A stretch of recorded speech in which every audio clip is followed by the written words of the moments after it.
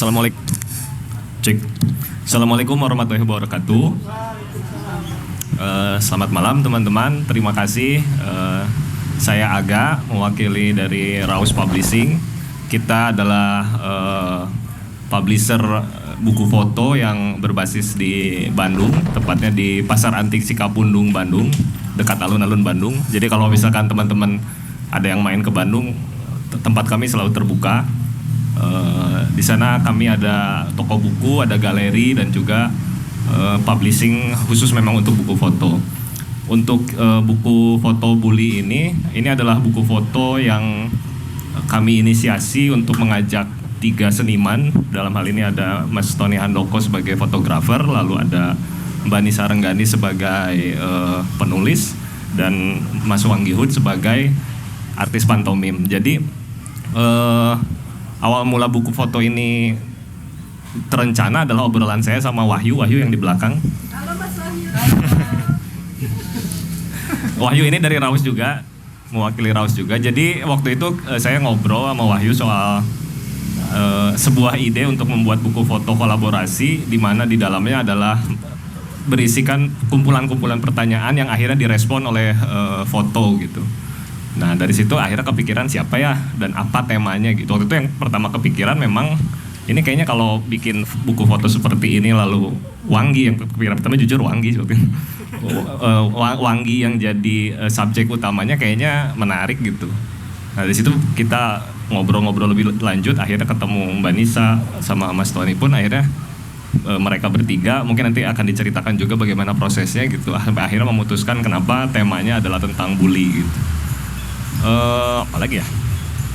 Itu saja dulu mungkin ya, nanti boleh dilanjut. Dan memang awal mula buku foto ini pun secara bentuk mungkin ini adalah bukan, bisa saya bilang di awal bahwa ini bukan bentuk sebuah buku foto yang benar-benar otentik, karena buku foto dengan konsep seperti ini sudah pernah ada, tepatnya tahun 58. Waktu itu ada fotografer namanya Philip Halsman yang membuat buku foto di mana dia memotret seorang aktor dari Prancis namanya Fernandel, di mana di situ ada pertanyaan-pertanyaan seputar stereotip orang Amerika terhadap orang Prancis yang akhirnya direspon oleh Fernandel dengan mimik-mimik wajahnya gitu. Jadi secara konsep mungkin ini bukan sesuatu yang baru, tapi mungkin tema bully dalam bentuk buku foto ada lagi nggak ya? Kayaknya belum ada lagi ya. Di Indonesia kayaknya belum gitu. Mungkin ini yang pertama. Mudah-mudahan ini yang pertama gitu. Dan menjadi menjadi trigger juga mungkin buat teman-teman semua penggiat bahkan mungkin di luar fotografi, pantomim dan penulis juga untuk lebih mau membahas soal tema ini gitu pada akhir. Itu saja mungkin, terima kasih. Saya kembalikan. Selanjutnya mungkin dari teman-teman seniman kita akan mendengar tentang ibaratnya ide, gagasan dan tujuan buku foto ini dibuat dan segala macamnya. Silakan kepada Mbak Nisa. Aduh, senang sekali nih. Saya tadi udah agak cemas ya, hari Senin jam-jamnya padat, teman-teman kuliah maupun bekerja, karena biasanya di Rumah Rengganis tuh bikin acara Jumat atau Sabtu gitu ya. Udah deg-degan karena ini ada temen jauh dari Bandung, kalau acaranya sepi kita nggak enak juga. Senang sekali, terima kasih. Yang pertama kami berikan apresiasi sebesar-besarnya kepada semua teman-teman yang sudah ikut hadir, meluangkan waktunya di sini, bertemu dengan teman-teman dari Raus Publishing, juga Wanggi walaupun orang Cirebon tapi lebih banyak di Bandung. Mas Tony juga lebih banyak di Bali, kebetulan baru beberapa bulan kemarin di Bandung. Jadi senang sekali Cirebon menjadi satu kota yang pertama dalam tur buku Bully. Karena sebelumnya kami adakan launching itu di Pasar Cikapundung di markasnya Raus di Bandung sebulan lalu ya. Jadi kalau bicara soal buku ini, tadi sebenarnya sama Mas Aga udah dibahas. Ini tuh pertemuan antar 3 seniman dengan multidisiplin yang berbeda. Bisa dikatakan ini juga satu tantangan bagi masing-masing kami ya. Bagi Mas Tony sebagai fotografer yang mungkin biasanya ya hanya memoto gitu, motret. Wanggi biasanya dia show pantomim seorang diri, atau dia kalau bikin tour pun dengan teman-teman seniman meme-nya. Saya juga sebagai penulis biasanya kerja-kerja kolektif juga lebih dengan satu disiplin yang sama, yaitu bikin misalnya antologi buku puisi bersama, antologi esai bersama. Dan ini kali pertama ya mempertemukan, jadi terima kasih nih Mas Aga, Mas Wahyu dari teman-teman Raus, mempertemukan kami dengan 3 disiplin yang berbeda dan menghasilkan satu karya yang tetap dalam bentuk buku. Itu yang hal yang menggembirakan bagi kami. Dan saat kami rapat itu semua topik bermunculan dan banyak sekali gitu, dari mulai isu kekerasan seksual, isu kelingkungan, isu kemanusiaan, isu dan sebagainya, sampai kemudian kami menentukan sepertinya bully ini layak untuk kami ajukan, karena kami pikir dan kami melakukan riset kecil-kecilan, ini kasus bully ini nggak pernah selesai, selalu ada dan berlipat ganda. Tapi kenapa jarang dibicarakan di tengah publik gitu? Paling tidak untuk para seniman ya. Aku bertanya ke Wanggi, lu pernah nggak Nggi perform untuk menyatakan soal bullying? Belum.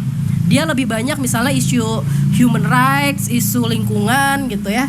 Saya juga ternyata pas saya cek gitu ya, oh iya saya juga belum pernah nulis soal isu bully gitu.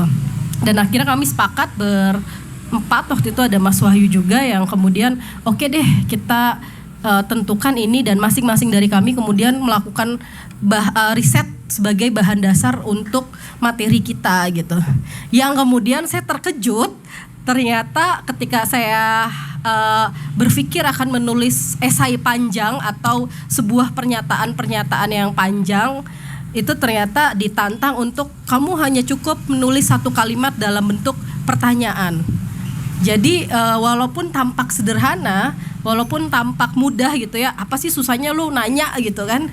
Tapi pertanyaan ini harus mewakili, merepresentasikan semua persoalan bullying. Bahkan misalnya saya agar tidak menghindari bias, melakukan pertanyaannya itu dari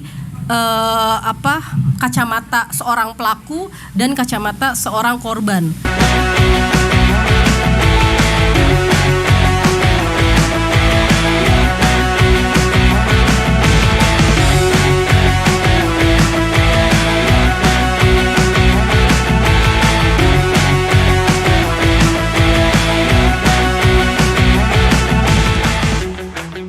Saya juga sebagai seniman pantomim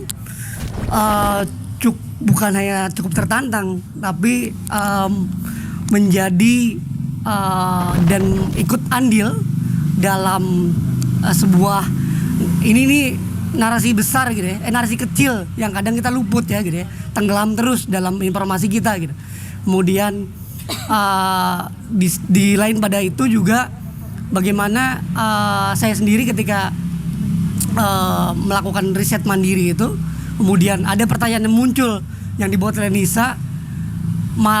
Saya sebelumnya ketika mendapat pertanyaan itu tidak membacanya. Ketika ada clue pertanyaan apa itu bullying, itu saya udah apalagi sih gitu kan gitu. Nah, hal-hal itu membuat saya kemudian pasti ini akan terdistraksi gitu ya gitu. Pikiran-pikirannya akan chaos gitu. Dan memang benar ketika dalam proses tersebut, proses pemotretan Mas ya gitu.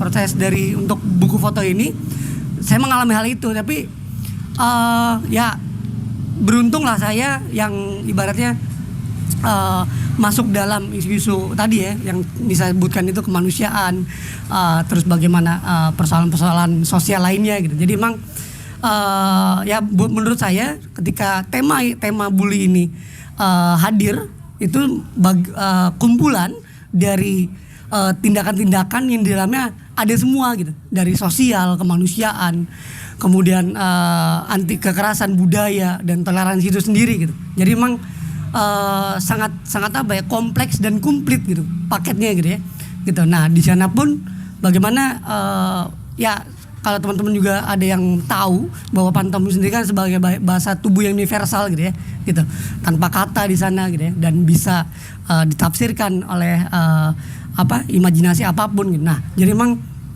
ada hal-hal yang akhirnya membuat saya ketika ditawarkan dan melihat apa yang tadi dijelaskan sama Kang Aga terkait video yang dalam buku The Frenchman gitu ya. Nah, jadi saya udah langsung go gitu kan. Karena memang gaskeun lah gitu. Gaskeun saya bilang. Jadi memang udah hal-hal apapun ke depannya karena ini adalah project buku, oke, go gitu. Karena memang akhirnya saya juga melihat ya ini menarik ya, mungkin ini ada yang belum pernah saya bicarakan di berbagai macam forum termasuk pembukaan kemarin. Jadi ketika buku ini sudah jadi gitu ya. Nah, saya teringat salah satu karya dari master pantomim juga, Marcio. Dia pernah membuat 2 buah buku dengan fotografer juga gitu. Jadi dua buku ini tanpa narasi gitu. Hanya adjektiva atau hanya A, B, C gitu. A misalkan kata benda lah gitu ya. Nah, jadi emang saya teringat ketika hasil dari proses buku ini, kemudian pantomim pun ada bukunya, tapi memang tidak seisu gitu ya, seisu dalam artian dengan narasi wacana tema bully itu sendiri gitu. Jadi memang buat saya sendiri sangat punya bobot lain dalam karya-karya sebelumnya gitu. Dari saya ketika bulan Desember saya ditawari oleh Mas Wahyu untuk membuat buku foto seperti itu, jawaban saya sama Mas Wanggi. Ayo Mas, gas gitu. Itu malam-malam itu. Jam 9 sampai jam 10 malam gitu. Saya sampai rumah baru mikir gitu. Ini main-main gas aja, terus potretnya gimana ya? Karena ini kan ada seniman sastra yang membuat sebuah pertanyaan kemudian direspon pantomim dan saya harus memvisualkan gitu loh. Ini kalau salah persepsi bahaya kan? Siapa tahu tidak nyampe gitu loh. Dan itu ternyata tidak membuat saya tidak bisa tidur berhari-hari gitu. Gimana motretnya ya gimana. Dan saya ini memang fotografer yang mengkhususkan diri di potret. Potret itu memotret orang, bukan memotret model ya, tapi orang gitu. Kira-kira sudah 10 tahun saya bergerak di potret. Dan ini mengalami kesulitan di awal-awal ketika ininya apa ya, kira-kira teknik fotografi apa yang dipakai, lightingnya seperti apa, backgroundnya seperti apa, itu saya coba riset gitu loh. Yang paling tepat dengan sosok Wanggi saat ini yang kita akan pakai itu apa ya gitu. Nah, waktu itu belum ketemu tematiknya gitu loh. Nah, waktu kita ketemu tematiknya dari sekian banyak isu-isu besar itu, ketika bully itu sempat muncul dari Mbak Nisa, saya langsung oke, ini bener nih. Kenapa? Karena tahun lalu aja saya ketemu 3 teman saya yang sebaya saya. Jadi 3 teman saya ini anaknya mungkin seumuran kalian, sudah mahasiswa tapi tidak pernah keluar kamar sejak lulus SMP. Bahkan ada yang tidak pernah keluar kamar sejak lulus SD. Kenapa? Karena dia mengalami kekerasan verbal di sekolah. Lalu kan saya tanya sama teman saya kan, lalu apa yang dia lakukan? Main game. Dia punya dunia sendiri yang tidak bisa. Ini korban bully yang nyata gitu loh. Saya suka dengan cover buku ini. Jadi bully itu seperti antara ada dan tiada. Ada tapi kita malu mengakui kalau kita pernah dibully, atau dianggap nggak ada karena kita pernah melakukan bully gitu. Nah, bully ini gara-gara buku ini pun saya jadi menyadari bahwa saya dulu pernah menjadi korban bully. Sekaligus saya pernah melakukan bully sebagai balas dendam. Dan ini adalah satu perputaran yang nggak pernah berhenti kalau kita dari sendiri pribadi nggak berkata untuk memutuskannya. Gitu. Betul. Jadi, nah kemudian setelah itu kemudian kepada proses fotografinya sendiri, sebetulnya ada beberapa video behind the scene yang nanti mungkin bisa dilihat di Instagram gitu. Pemotretannya cukup singkat, 5 jam ya Mas ya? 5 jam. 5 jam gitu. Singkat kan? Dia yang pusing gitu karena Mbak Nisa tuh pusing ketika membuat pertanyaan, saya pusing ketika membuat konsep fotonya. Nah, Mas Wanggi pusing ketika eksekusi foto. Jadi prosesnya adalah Mas Wahyu di sini, Mas Wanggi di sini, saya siap di sini dengan segala settingannya. Mas Wahyu ngomong. Pertanyaan pertama, apakah bully itu? Wah, dia diam. Dia diam, kemudian dia berekspresi. Ke masa-masa SD. Dan saya harus siap nih, harus siap. Oke, Mas Wanggi udah siap, saya langsung eksekusi, cekrek sekali jadi. Oke, berikutnya, begitu 5 pertanyaan, Mas ngerokok dulu, oke, karena dia pusing. Ngerokok dulu. Gitu. Jadi selama pemotretan pun kami membiarkan Wanggi membawa musiknya sendiri ya, Ya, yang memutar musik, yang membuat imajinasinya berkembang gitu. Dan jujur saya tidak menikmati musiknya karena saya nggak ngerti musik apa itu. Tapi saya membiarkan dia sebagai seorang seniman berfantasi liar dengan segala pertanyaan yang Mbak Nisa tajukan gitu. Tugas saya hanya menggunakan insting fotografer. Saya harus close up full body atau half body gitu. Jadi dalam hari itu 5 jam kami selesai. Fotonya saya eksekusi hampir non edit waktu itu. Jadi prosesnya fotografi selesai sampai malam itu sih gitu.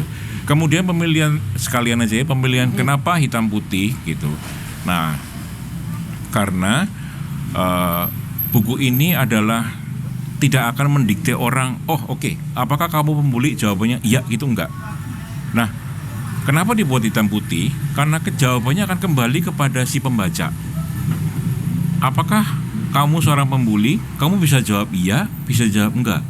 Seperti kamu melihat sebuah gambar BW. Apakah ini warnanya kuning?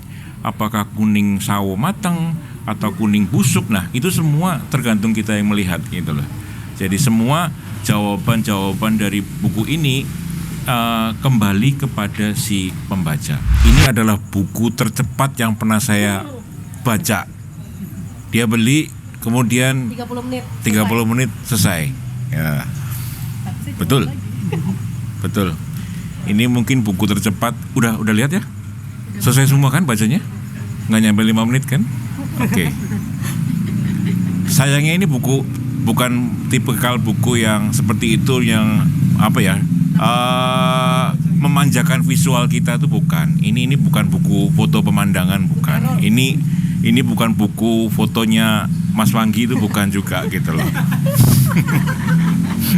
Bukan lagi sebagai model ya.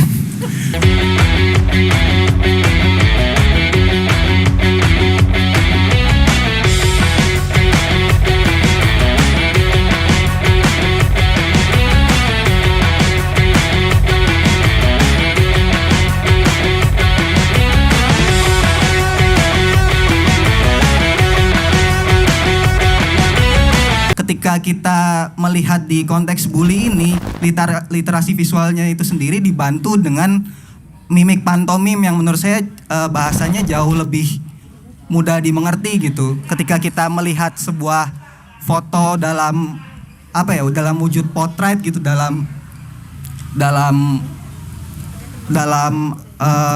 ekspresi wajah manusia itu sendiri gitu, dibandingkan ketika kita harus membaca sebuah foto dengan dengan bentuk benda dan segala macamnya gitu. Dan pantomim ini sebenarnya membantu dalam menyampaikan pesannya itu sendiri gitu. Terus kemudian terkait buku foto bully yang tadi pernah disinggung juga yang tadi barusan disinggung sama Kang Aga gitu. Sebenarnya di Indonesia sendiri baru juga launching buku foto tentang bully dari penerbit Sokong di Jogja. Itu kan yang dari Jihan itu kan dia juga tentang bully gitu. Tapi yang membedakan di sini adalah pendekatannya gitu. Kalau misalkan Jihan itu berangkatnya dari pengalaman pribadi, di mana dia ketika dia sekolah, ketika dia kecil itu menjadi korban bullying dan segala macamnya gitu. Yang mungkin beberapa dari kita ketika bersentuhan dengan buku foto itu, yang Jihan itu ada satu gap karena kita tidak mengalami hal itu gitu. Nah, sedangkan kalau misalkan di buku foto ini kita dibantu dengan dengan pertanyaan-pertanyaan yang sebenarnya sifatnya lebih kepada mengarah soal pertanyaan tentang kesadaran kita sendiri gitu tuh. Ini kan pertanyaan-pertanyaan tentang apakah kamu seorang pembuli, apakah kamu menjadi korban bully dan segala macamnya. Nah, itu memantik kesadaran kita sendiri gitu, menjadi bentuk reflektif lah kepada diri kita sendiri gitu tentang bully itu sendiri. Kurang lebih seperti itu. Teman-teman, ketika pertama kali saya dapat kabar ini sama Mas Bondit terkait bahwa Mbak lewat suami saya, "Du, mau nggak untuk ngobrolin diskusi sebagai pemantik di Rumah Renggani soal bullying?" Dan saya langsung bilang, "Oh ya, saya mau." Karena apa? Temanya itu beririsan banget dengan apa yang kebetulan gitu tuh. Kami di Umarama itu bergerak gitu, menemani orang-orang yang mengalami kekerasan seksual. Isu kami tentang pencegahan kekerasan seksual dan membangun ruang aman bagi mereka yang mengalami kekerasan seksual. Dan saya senang sekali gitu, saya mengapresiasi sekali gitu tuh Mbak Nisa, Mas Wanggi, Mas Tony dan juga Yuga yang ikut juga ternyata menyuarakan gitu tuh. Isu-isu yang tadi dibilang Mas Wanggi itu tenggelam dan mungkin kalau tadi Mbak Nisa bilang, kalau saya diam itu apakah saya diam itu gimana? Nah, kebanyakan yang mendiamkan gitu tuh. Yang mendiamkan itu justru dia juga yang berkontribusi terhadap mereka yang mengalami bullying. Saya ketika mau kesini tuh saya diskusi sama suami saya bullying dan saya mengurai. Saya termasuk orang yang pernah mengalami bully dan saya tidak menampik bahwa saya pernah mengalami, tidak sama sekali. Dan itu rasanya seperti yang digambarkan dalam buku bullying oleh Mas Wanggi. Betul banget. Bagaimana insecure-nya saya ketika saya mengalami itu. Karena saya mau bercerita itu ke siapa? Tidak percaya orang itu. Diabaikan. Anak kecil cerita ke orang tuanya itu diabaikan. Loh, kamu cuma dibilangin begitu aja. Cengeng. Diam kan? Satu kali cerita didiamkan, diabaikan. Perasaan diabaikan ketika waktu kecil dia pernah mengalami, mungkin ceritanya Mas Tony yang anaknya temannya itu. Itulah dia merasa bahwa orang yang dianggap, yang dipercaya dia bisa melindungi, itu ternyata tidak. Pada akhirnya dia menarik diri. Itu satu dampak yang luar biasa. Dan itu akan dia bawa sampai umur kurang lebih 50 tahun. Ketika dia terus menampik, dia akan terus, karena lukanya itu menempel, Mas. Dalam otak mungkin bisa bilang gue lupa-lupa, tapi tubuh ketika itu tidak pernah dilepaskan, kalau bahasa kita di Umarama itu diurai gitu tuh, dan tidak ditampik, itu dia bisa lepas. Tapi ketika tidak, akan nempel terus. Dan dia akan semakin, kalau gak digambar buku foto ini, dia akan terus insecure, masuk ke dalam gitu tuh. Dia bawa luka-luka batin kecilnya itu sampai dia tua, dan akan sangat mempengaruhi proses tumbuh kembang dia.